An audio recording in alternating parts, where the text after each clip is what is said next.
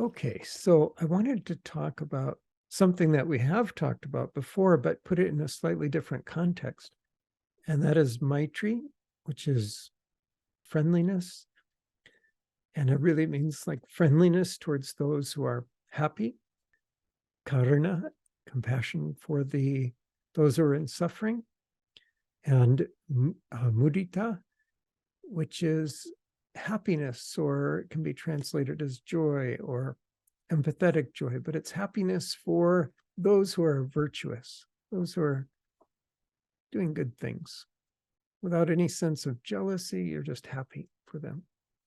And upeksha, which is equanimity or dispassion for those who are not so virtuous, the opposite of virtuous, mean-spirited.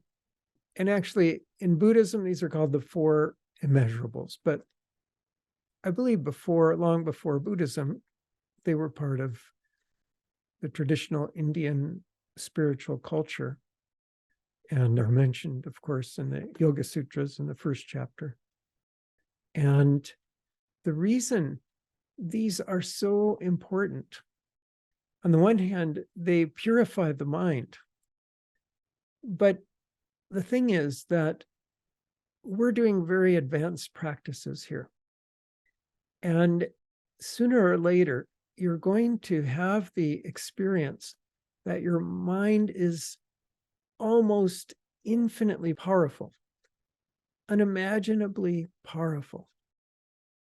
And I don't know if you're already getting some glimpses of that, especially if you're doing the cities practice in conjunction with this practice, that will accelerate that onset of that level of development where the mind becomes so pinpoint concentrated, laser concentrated, that it becomes virtually infinitely powerful. You can't imagine more power in your thought, in your mind than that.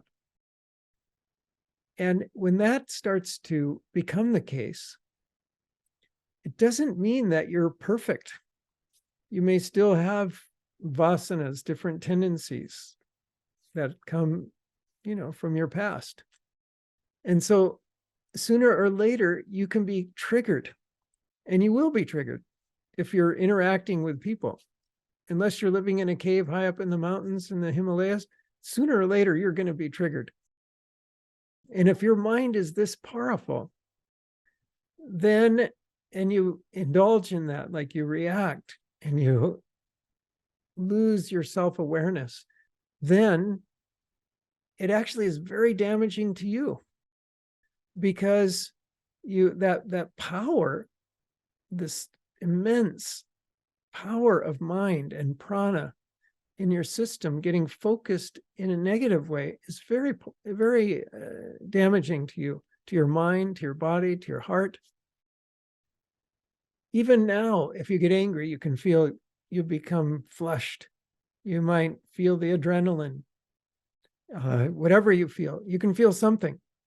So how much more so when your mind is that powerful? So it is extremely important to have spent some time not just developing the power of your mind, but purifying, refining the quality of your feelings so that these qualities of feeling, maitri, karuna, and so on, become almost habitual. They become part of your nature. And then when you're triggered, you'll much more quickly come out of that and come into this new default behavior or feeling that you have developed. So this is like, you've heard about the razor's edge, right? This is the razor's edge. If you don't want to develop these, then you should just meditate 20 minutes twice a day using some simple technique, and you'll never get on the razor's edge. It'll take lifetimes. And so you'll gradually be able to evolve in different ways through life experiences as you meditate a little bit each day. So that's the glacial progress that you can do. And then It takes lifetimes and lifetimes. But if you really want to try to see what you can accomplish in one lifetime, get enlightened in one lifetime, then you'll come to this point of the razor's edge, and which means it is so important to develop these qualities. They are your life raft, you could say. They will save your life. Here's the thing that's kind of funny. In the West, we have this thing where we want kind of instant gratification. So we want the bliss of enlightenment, the power of enlightenment, all the different qualities of enlightenment, and we want it soon, but we don't think about laying the foundation so much. And that's a critical error. We have to lay the foundation. And if you do that, and you have this foundation laid, Maitri, Karuna, Mudita, Upeksha, then it's like these are your allies. They are like divine beings that protect you. You have nothing to fear in all the three worlds if you have developed these qualities. That's how important it is.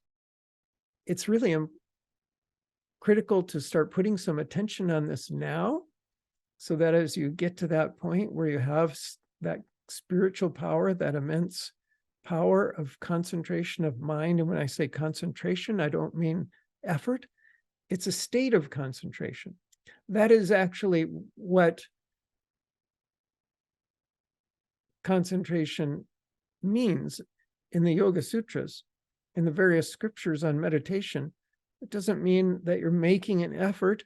It means that you have arrived in that state of concentrated mind, where the mind is pinpoint intensity. And it's far beyond your ego to produce that. You can't do it by force.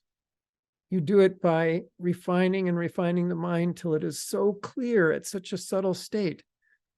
And then you're just there. You get absorbed in that concentrated state effortlessly. You've also heard about bhakti, of course, devotion. So where does that fit into the scheme of this? Well, it's interesting. These four that we've just talked about, they're the natural fragrance of developed consciousness.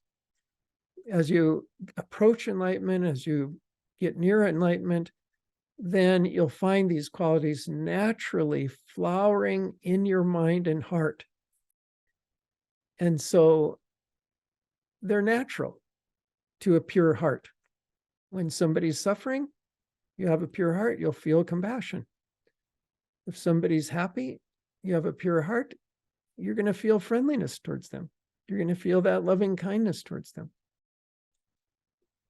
Like that. If somebody is being nasty, whatever, then if you're established in yourself, you're going to be indifferent to that.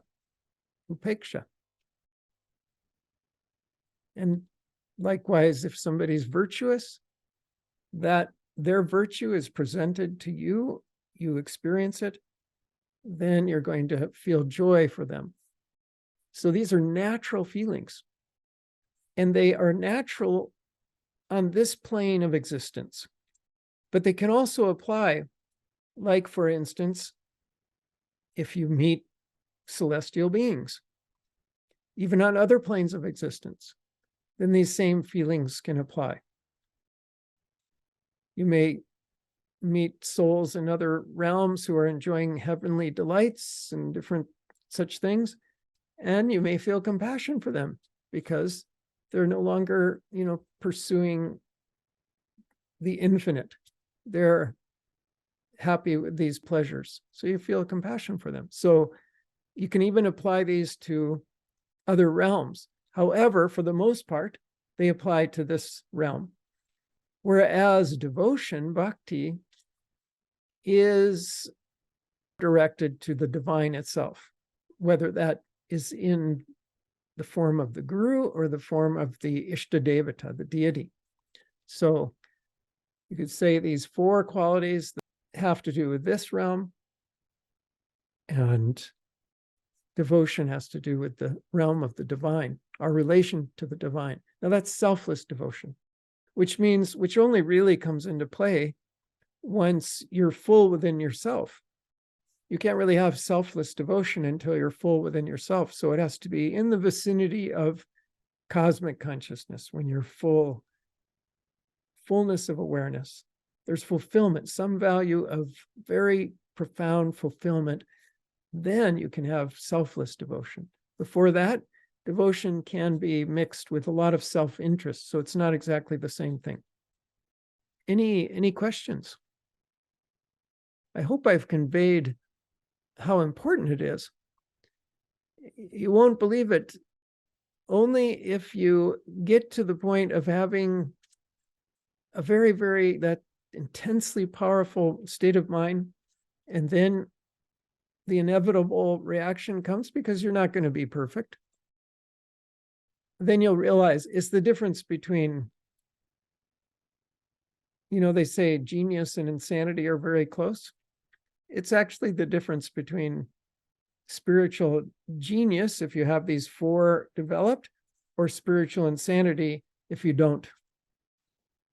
It's that serious. So that's the razor's edge.